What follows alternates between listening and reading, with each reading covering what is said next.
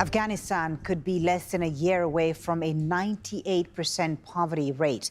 That's the stark warning from the UN Development Agency as it calls for urgent efforts to bolster communities and their economies. It says there's the risk of a total breakdown without international help to keep money flowing in. Christine Salumi reports from the United Nations.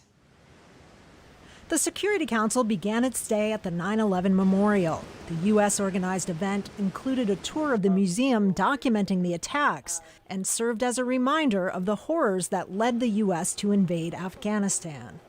But the international community is now dealing with an Afghanistan without the United States, being governed by the Taliban, many of whose members are on a global terror watch list.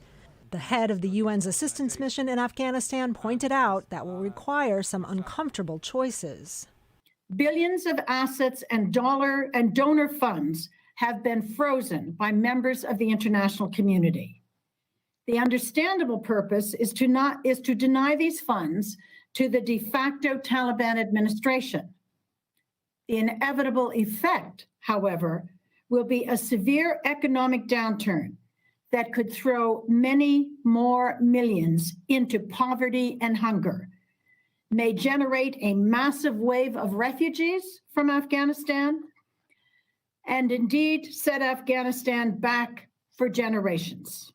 Pointing out that the leaders of the new interim government remain under international sanctions, she stressed the importance of the UN in delivering aid and also in ensuring human rights, particularly for Afghan women and girls.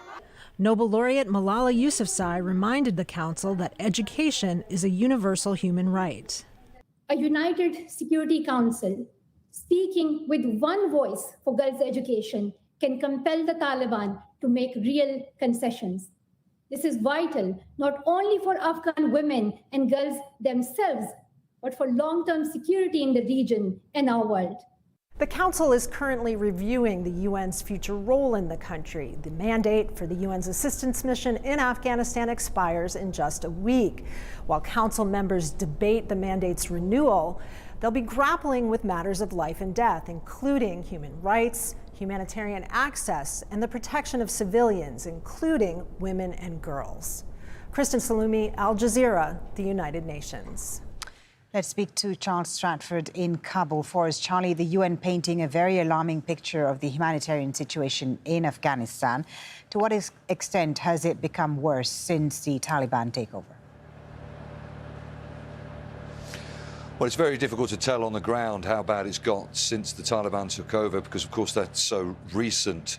But what we do know is that the situation was absolutely abysmal even before then. And we know that billions of dollars of funds has been frozen by international organisations, by the US. And, of course, this is a huge concern to the millions of people who are so reliant on humanitarian aid in this country. 18 million people, that's almost half the population, are reliant, according to the UN, on some form of humanitarian assistance every day. I think it's around about 75% of the Afghan budget was funded by international donors.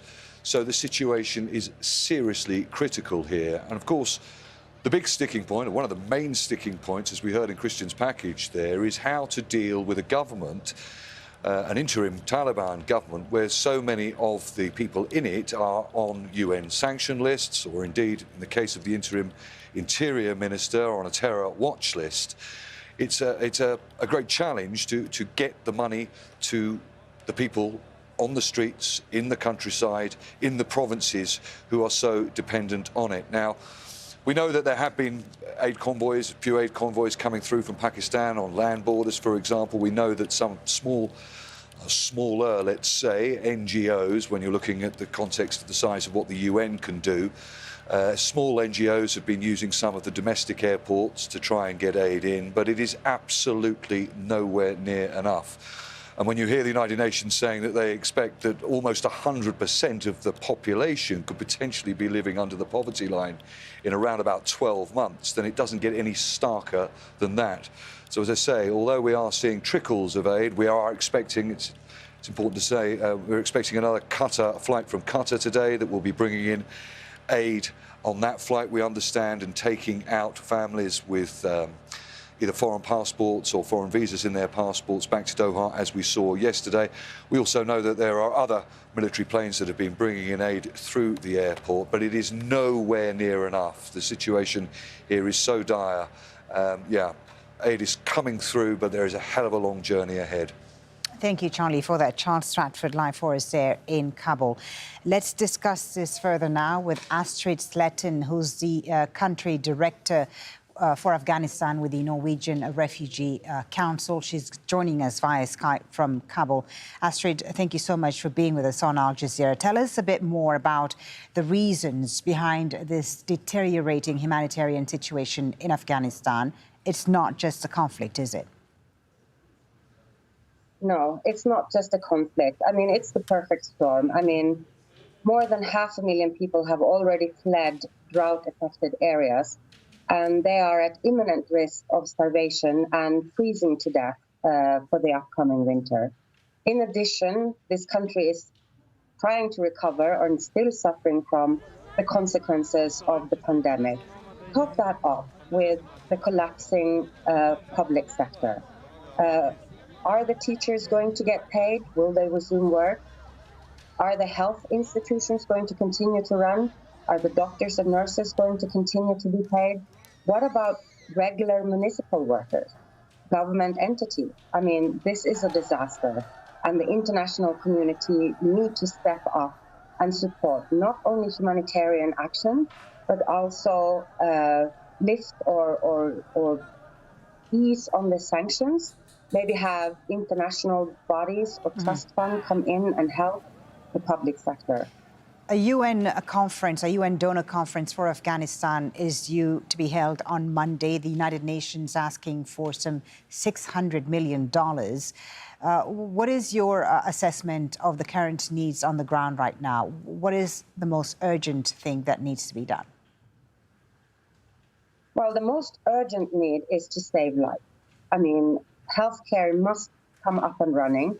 The other day, I was hearing a very grave depiction on what will happen going forward, how many hundreds and thousands of people will die if the public health sector collapses completely. The NGOs on the ground, we can scale up, so can the UN, but we cannot replace a public sector.